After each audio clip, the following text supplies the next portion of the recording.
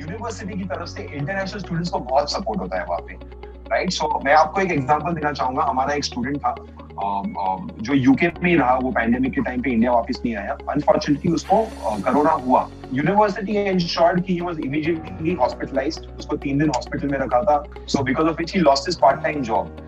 So university ने उसको 3 months का stipend दिया है। 400 pounds a month was given to the student from the university.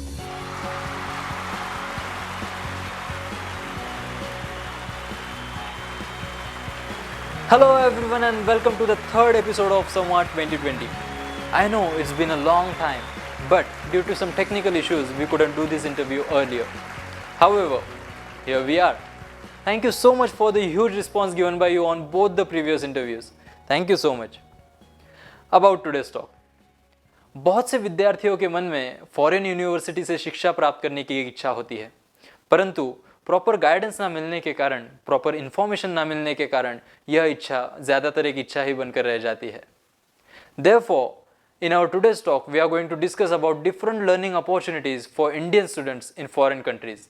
And to get proper guidance, we have invited a very well-known personality from Pune who, through his Study Smart overseas education consultancy firm, has placed more than 5,000 students across 18 countries in the last 10 years.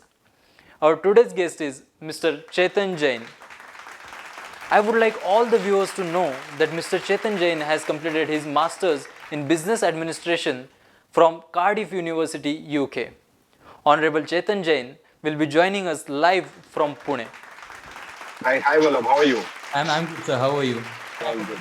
First of all, I would like to thank you for accepting our request and joining us here today.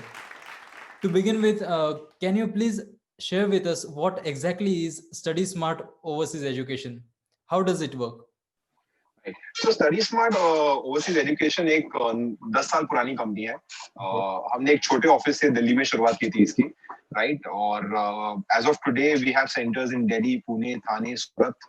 And पिछले 10 साल में हमने 5,000 के ऊपर students place किए हैं, right. उसके अलावा हम IELTS की ट्रेनिंग भी देते हैं, जो एक मैंडेटरी एग्जाम होता है उन बच्चों के लिए जो बाहर पढ़ना चाहते हैं, right. So on that also we have trained over 12,000 students. और अभी पैंडेमिक सिचुएशन में हमने ऑनलाइन कर दी है, राइट। तो पिछले 7 महीने से हम ऑनलाइन ट्रेनिंग भी प्रोवाइड कर रहे हैं। तो हमें अभी हमारे पास सिर्फ इंडियन स्टूडेंट नहीं है, हमारे पास मिडिल ईस्ट से भी स्टूडेंट्स आ रहे हैं ट्रेनिंग के लिए, मलेशिया से आ रहे हैं, ऑस्ट्रेलिया से आ रहे हैं। So the entire world has become a market, right.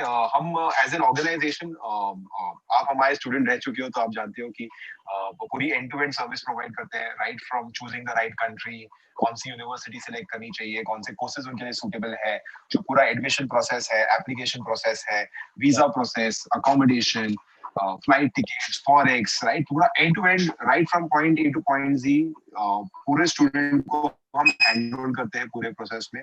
And our work stops the day the student reaches there. Okay. I would say even after the students reach there, they get in touch with us for issues and concerns that they have. We help them with that also. So that's how the organization works in a nutshell. Right. So my first question is, who can apply to study in a foreign university? कौन foreign university में education लेने के लिए apply कर सकता है? Is there any eligibility criteria for the students planning to do so? Yes, as such, there is कोई भी जो भी student ambitious है बाहर पढ़ने के लिए, वो बाहर पढ़ सकता है, राइट। और हर एक कंट्री, हर एक यूनिवर्सिटी की अपनी एलिजिबिलिटी होती है, और यूनिवर्सिटी टू यूनिवर्सिटी एलिजिबिलिटी भी वेरी करती है। तो इसमें ऐसा कुछ नहीं है कि कोई बच्चा जा सकता है या नहीं जा सकता। अगर आपके मार्क्स अच्छे हैं, अगर आपकी इंग्लिश लैंग्वेज स्किल्स अच्छी है, तो आपको इंग्लिश लैंग्वेज जानना बहुत जरूरी है। You need to have good English skills, because आप एक इंग्लिश स्पीकिंग कंट्री में जा रहे हो। So if you're not able to speak English well, then you cannot survive in that country. So Right. अगर आपके मार्क्स ठीक ठाक है, आपकी इंग्लिश अच्छी है और आपके पास उतना फाइनेंशियल एबिलिटी है, तो आप डेफिनेटली कोई भी बच्चा बाहर जा सकता है, ऐसे कोई रिस्ट्रिक्शन नहीं है। राइट। जैसे आपने अभी फाइनेंशियल एस्पेक्ट के बारे में बात की सर, तो जब भी मतलब फॉरेन यूनिवर्सिटी में पढ़ने जाने के लिए जब भी बात निकलती है, तो पहला सवाल हमारे मन में, हमारे पेरेंट्स के मन में यह आता है कि इतना कितना खर्चा होगा, एक्सपेंडिचर क्या होगा, उतना खर्चा हम अफोर्ड कर पाएंगे क्या? तो मैं आपको पूछना चाहूंगा कि what is an approximate annual expenditure to study and live in a foreign country? Again ये कंट्री टू कंट्री वेरी करता है। काफी सारी कंट्रीज है जो काफी रीजनेबल है, so I would say 8 to 10 lakhs per year के बजट में आपको काफी सारी कंट्रीज मिल जाएगी, right? And budget can go up to even 25 lakhs a year, जैसे यूएस हो गया, ऑस्ट्रेलिया हो गया, ये सबसे महंगी कंट्रीज है। उसके कनाडा आप देख लो, आयरलैंड, यूके, ये कंपैरेटिवली रीजनेबल है, 10 से 12 लाख में हो जाता है। तो वो कंट्री टू कंट्री वेरी करता है बजट, बट आई थिंक 10 से 12 लाख रुपया साल का एक बजट अच्छा बजट है, राइट? एंड काफी सारे स्टूडेंट्स को एजुकेशन लोन की भी फैसिलिटी है। तो जो स्टूडेंट्स जो खुद से अफोर्ड नहीं कर सकते, वो एजुकेशन लोन भी ले सकते हैं, बैंक्स में वो फैसिलिटी अवेलेबल है, तो वो बैंक के द्वारा भी अपनी फंडिंग करा सकते हैं। Okay.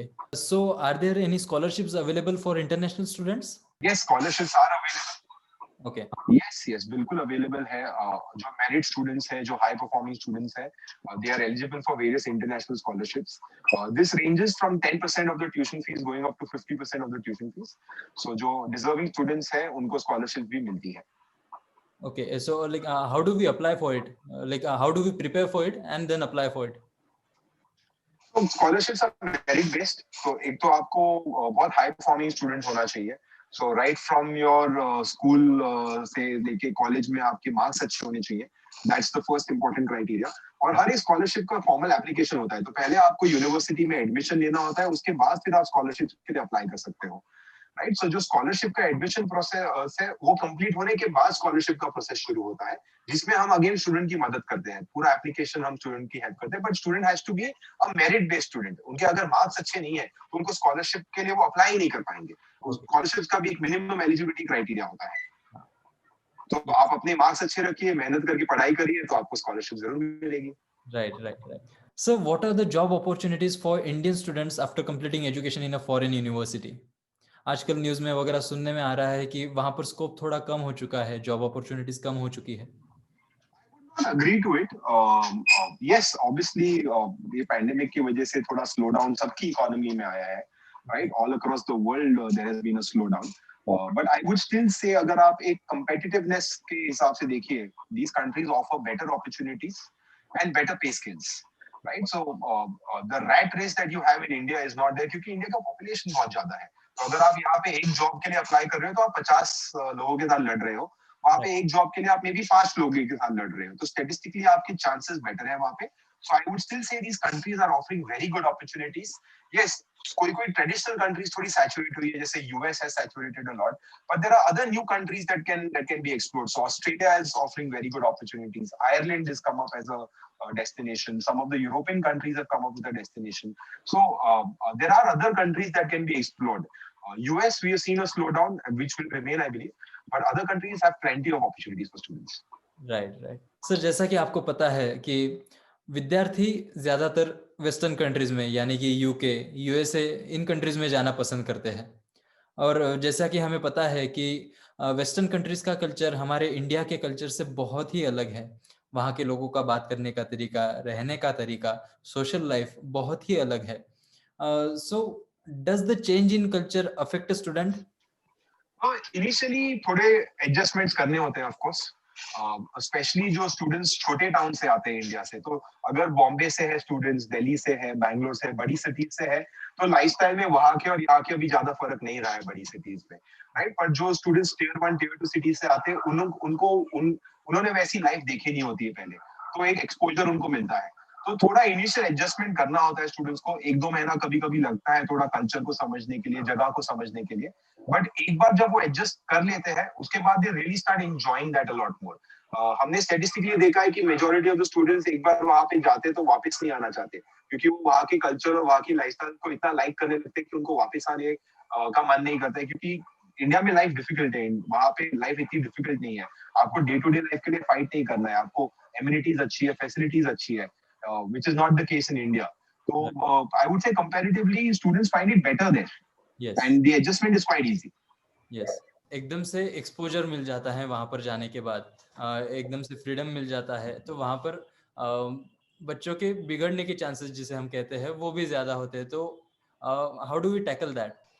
इसको कोई टैकल करने का तरीका नहीं है। I think the kids have to be mature and understand what why they have gone there.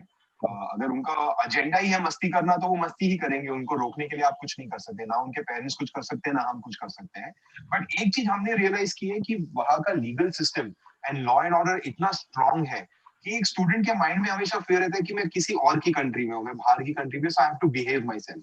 तो जिस तरह से यहाँ पे जो स्टूडेंट्स हैं इंडिया में, पता है कुछ भी अगर कम ज्यादा हुआ तो चाचा मामा ये लोग किसी को कॉल करके हम कुछ ना कुछ जुगाड़ लगा लेंगे, वहां पे वो उनको वो सेफ्टी नेट नहीं होता है। So we have seen most of the students are well behaved. बहुत रेयरली ऐसा हुआ है कि स्टूडेंट्स किसी गलत लाइन पे गए हैं या कुछ वो लोग ने गलत किया है जिसकी वजह से उनको प्रॉब्लम्स हुए हैं। I would say 99.99% students have done well, they have studied well, and they've made a good career for themselves.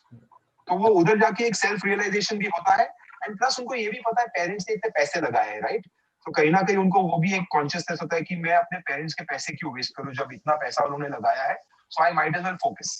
Right right sir, हमने हॉलीवुड की मूवीज में देखा है कि एक विद्यार्थी पढ़ाई के साथ साथ पार्ट टाइम जॉब भी करता है। तो मेरा सवाल ऐसा है कि can an international student also do a part time job there along with his or her studies, and if yes, how does it benefit the student? Yes, in almost all the countries except for the US, students are allowed to work 20 hours a week during their term time and 40 hours a week during their vacations. तो अगर student part time काम करता है तो वो आसानी से अपना खाना पीना रहना करने का कॉस्ट निकाल सकता है।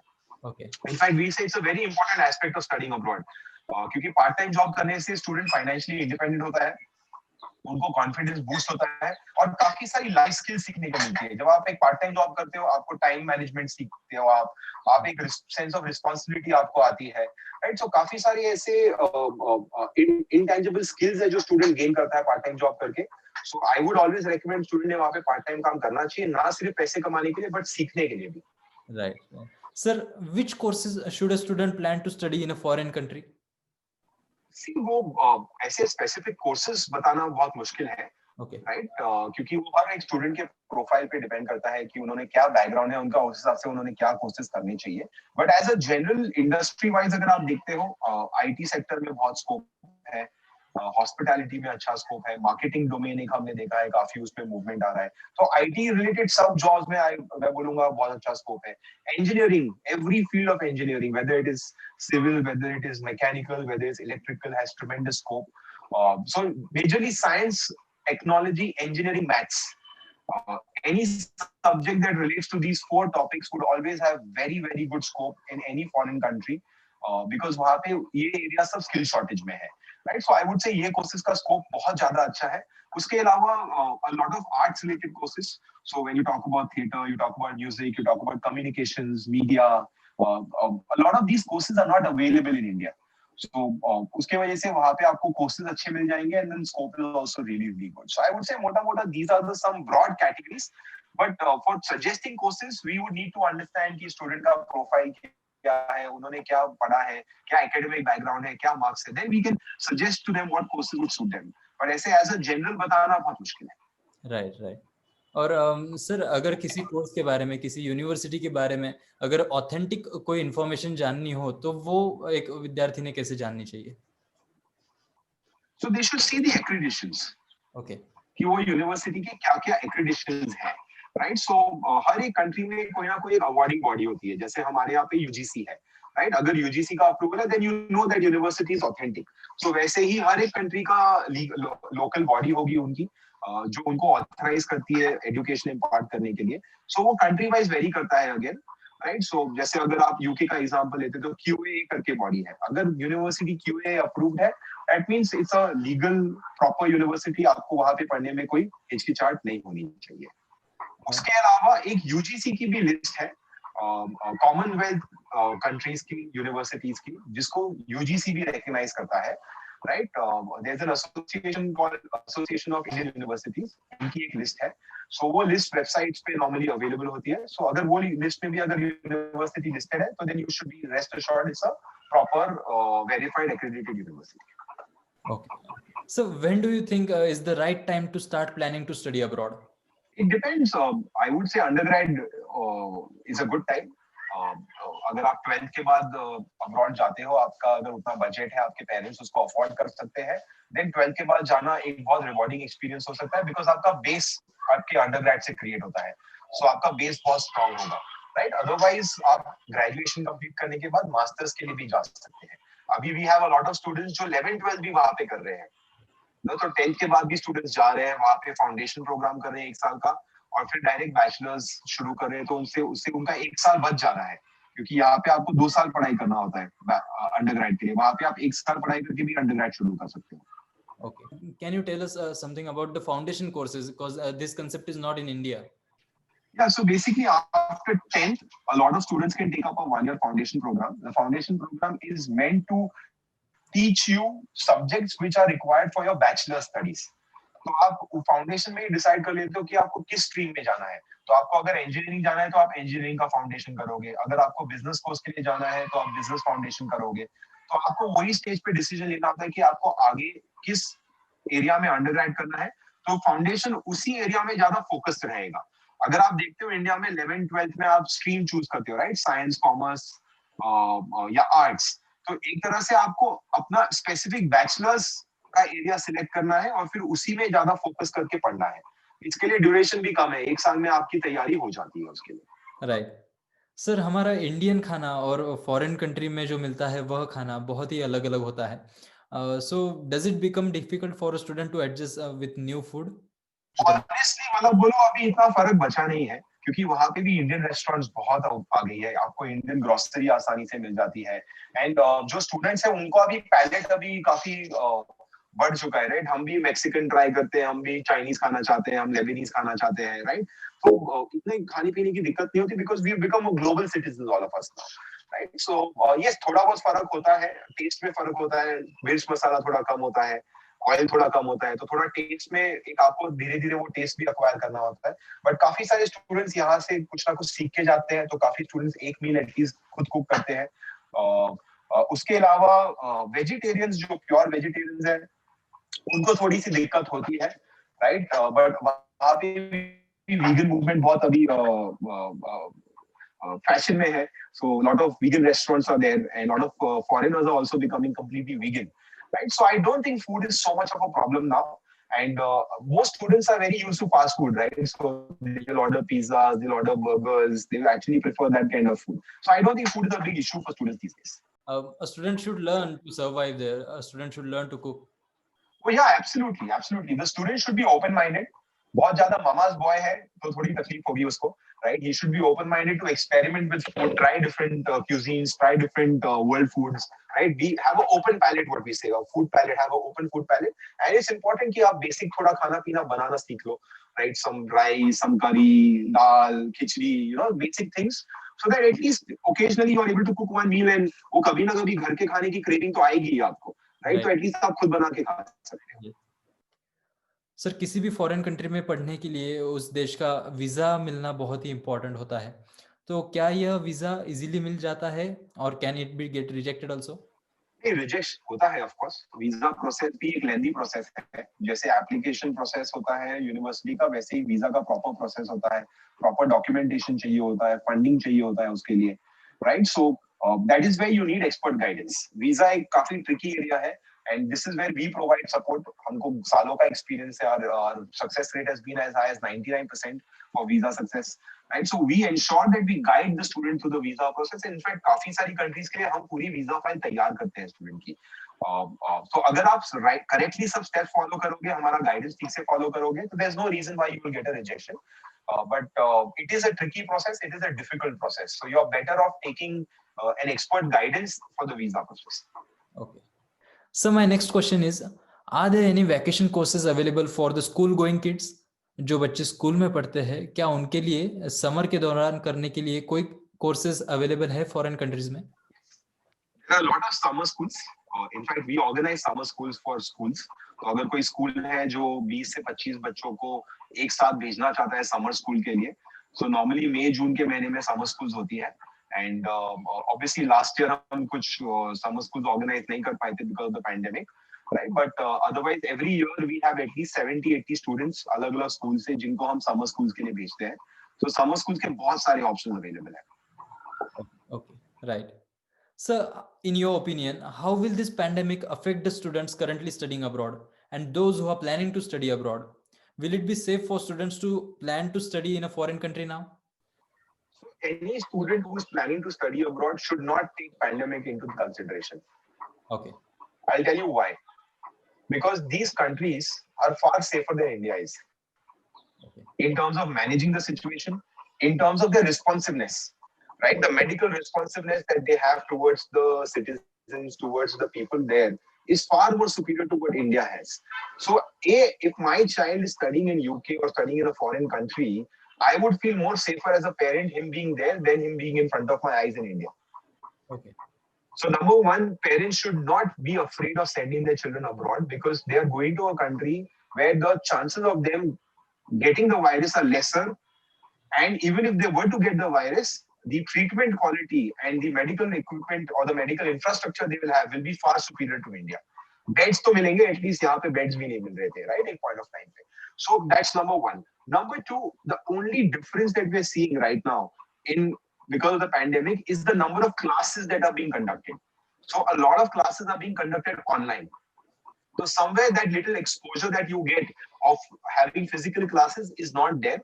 But most universities have already moved to 50-50. जहाँ पे 50% classes online हो रही है, 50% physical हो रही है. We are anticipating by January, February, all classes will be completely physical. So barring that small difference, I don't think there is any other drawback. We have students who went in September of this year, and we have a lot of students who are going in January 21 as well. And they, I believe, have made the right decision by not deferring their plans. Okay. Sir, Indian parents अपने बच्चों को विदेश में पढ़ने के लिए भेजने के लिए थोड़ा हिचकिचाते हैं. So what will you suggest to them? Yeah, I would say parents ने चिंता नहीं करनी चाहिए. Your child will be absolutely safe. The facilities, the medical facilities that are in these countries are much better.